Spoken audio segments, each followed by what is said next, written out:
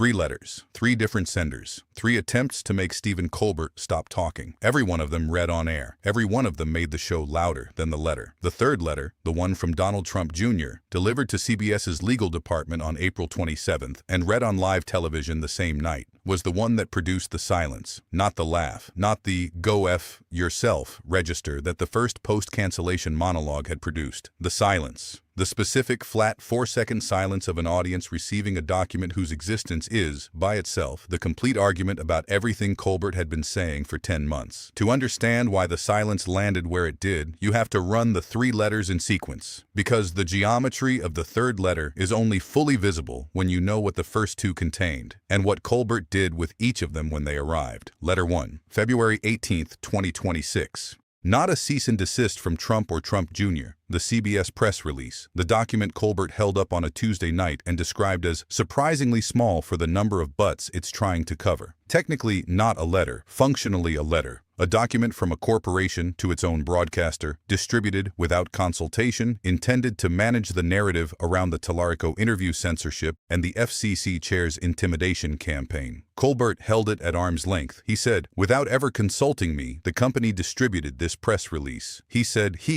FCC Chair Brendan Carr issued a letter indicating he was contemplating revoking the talk show exemption from equal time regulations. He said he hasn't done it yet. He said, but CBS kindly acted on his behalf. The room produced the specific low sound of people receiving the confirmation of what they had suspected, not surprise, recognition, the recognition sound. He said, "I'm just so astonished that this massive global corporation wouldn't stand up to these bullies." He said it in the register of a man who is not astonished at all and is using the word precisely to describe the gap between what a corporation of that size is capable of and what it chose to do. He set the press release on the desk. He looked at the camera. He said, "It's surprisingly small for the number of butts it's trying to cover." Letter 2, the Michael Wolff book, Cease and Desist, the one Trump's attorneys had sent to the publisher attempting to suppress the manuscript before release, which Colbert had covered in the same week by biting directly into the book on camera while the network's lawyers watched. He said, despite a cease and desist order from Trump's attorneys, this book is being released. He said it with the flat satisfaction of a man reporting an outcome he was not surprised by. He bit the book. He set it on the desk. He said, "That's how you handle a cease and desist." Letter 3, April 27th, Don Jr.'s legal team, delivered to CBS's legal department at 4:17 p.m., referencing a segment from April 24th. 4 days earlier, the alternative White House correspondents' dinner roast, in which Colbert had made a specific joke about Don Jr. that Don Jr.'s attorneys characterized in the letter as defamatory, damaging to reputation, and requiring immediate retraction and public apology. Colbert walked to the desk that night with the specific quality of movement of a man who has been carrying a document since 4:17 p.m. and has been deciding, across 7 hours, exactly how to present it. He sat down. He spread wide. He said, "I received something today." He reached into his jacket. He removed the letter. He unfolded it. He set it flat on the desk. He looked at it. He looked at the room. He looked at the camera. He said, "Donald Trump Jr. has sent me a cease and desist letter." The room produced no sound for 4 seconds, not the laugh, the silence, the full, flat, complete silence of an audience that has just been told something it did not expect and is processing it before it responds. 4 seconds, then the laugh arrived. Enormous, complete. The laugh of people who have realized simultaneously that the son of the man whose cancellation of the show is currently in its final weeks has sent a legal threat to the show in its final weeks, which is the geometry of a family that cannot stop responding to a man they have spent 10 months calling irrelevant and finished and zero talent. Colbert waited for the full laugh. He said, "I want to read you some of this." He said it the way a man says something he has been waiting to say since 4:17 p.m. He began reading. He read the section characterizing the April 24th remark as defamatory. He read the section demanding a retraction. He read the section demanding a public apology. He read the section asserting that failure to comply would result in legal action in a jurisdiction to be determined. He lowered the letter. He looked at the room. He said, "A jurisdiction to be determined." He said, "That's the legal equivalent of, 'You'll be hearing from me.'"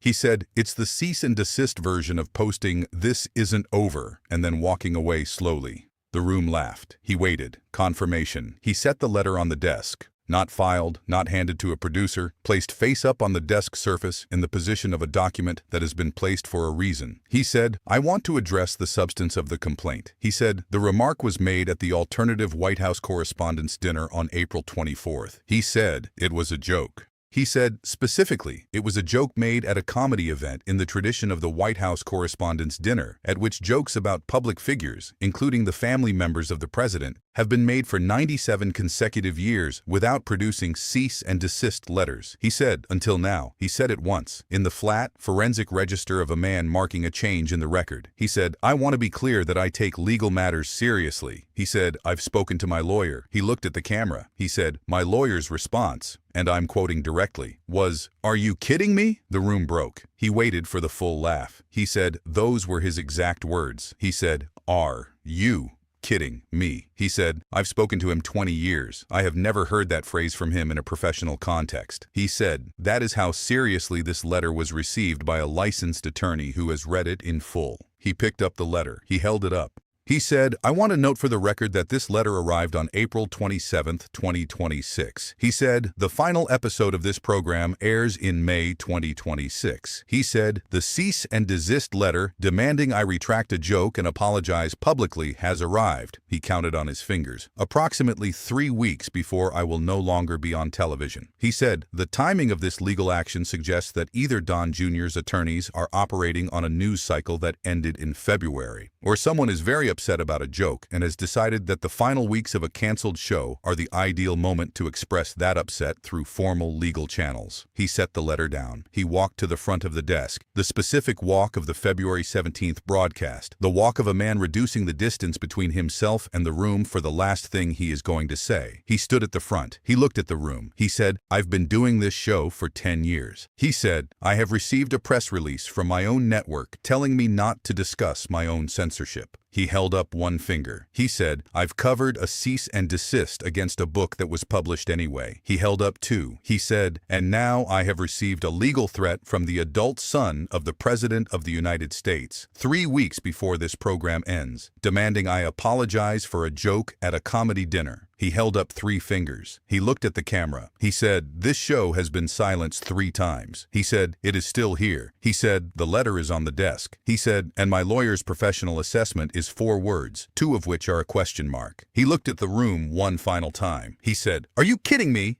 He said it flat in the specific register of a finding, not his lawyer's voice, his own, the voice of a man who has carried 3 letters across 10 months of a canceled show and has arrived on a Monday night in April at the conclusion that the 3 letters are the most complete available argument for why the show was necessary in the first place. If this changed how you see power, hit subscribe. If it didn't, watch it again. The details you missed the first time are the ones that matter most. Notifications on. The next one drops soon.